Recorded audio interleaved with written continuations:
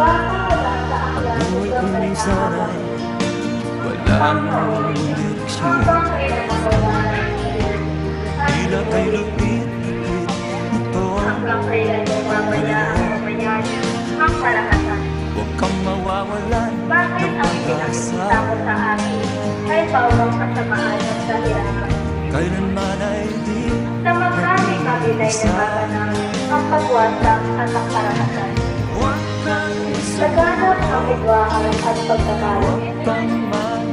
At ito ang tugod ng Panginoon. Itulat mo ang Panginoon. Itulat mo kalinaw sa mga tagyan ng Panginoon. Upang madaling mawala